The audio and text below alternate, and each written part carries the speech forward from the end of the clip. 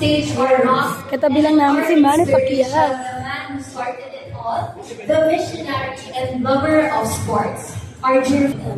First of all, I would like to thank God for this opportunity na magkanipon-tipon tayo ngayong gabi.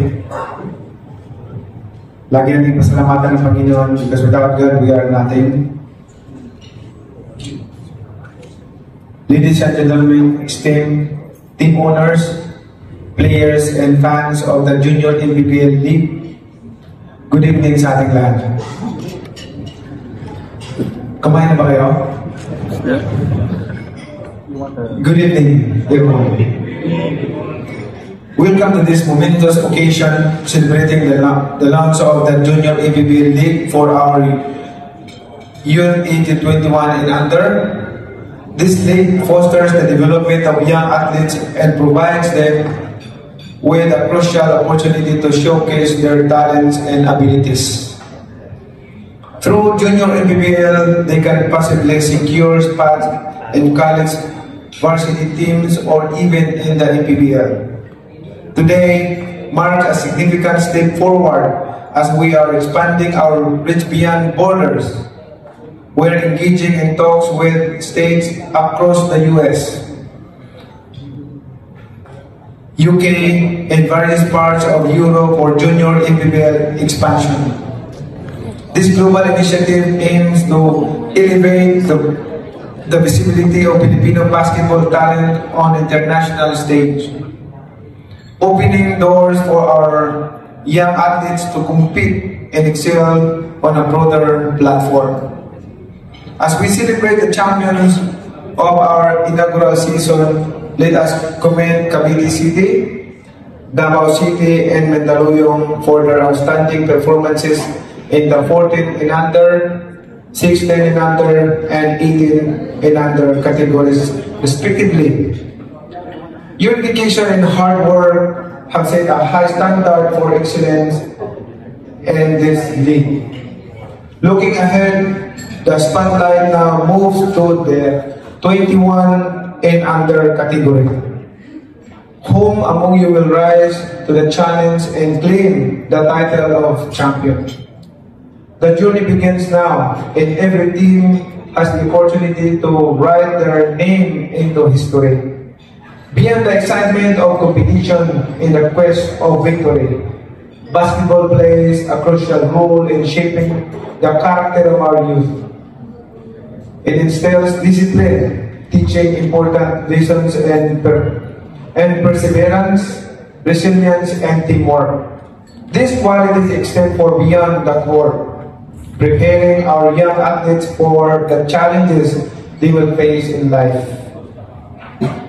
Real champions are defined by their victories and also by their sportsmanship and commitment to excellence. To the team owners and supporters, thank you for your dedication to nurturing the talents of our youth. Your investment and their development today will surely benefit our community and our nation. Together, let us celebrate the spirit of basketball, the unity it fosters, and the dreams it inspires. Here's to a successful season ahead, filled with unforgettable moments and remarkable achievements. To all the teams, welcome to this Junior MPBL. Sa lahat ng mga team owners, lahat ng mga fans na sumusuporta sa ating Junior MPBL, maraming salamat po sa inyong walang sawang pagsuporta. Ang hangad ng MPBL ay makatulong sa ating mga kabataan, sa mga Pilipino, at mabigyan ng chance na ipakita ang kanilang galing sa larangan ng basketball.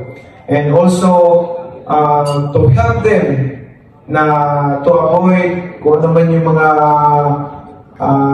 bisyo-bisyo na papasukin, mag-isip na sila because of this MPBL.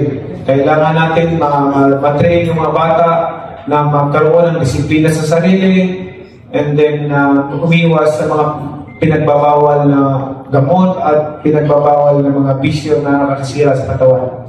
So, ito yung paraan ko because this is my experience when I started boxing at age of 12 years old. Lumalaban ako sa taas ng ring, so natuto na ako magdisiplina sa sarili ko. Kaya nakukontrol ng sarili ko na hindi pag-aralan yung mga masamang bisyo. So itong paraan na to ay malaking bagay para sa ating mga kababayan, sa mga kabataan, sa grassroots level. So, thank you for all the support and sponsors, lahat ng mga nag-sponsor.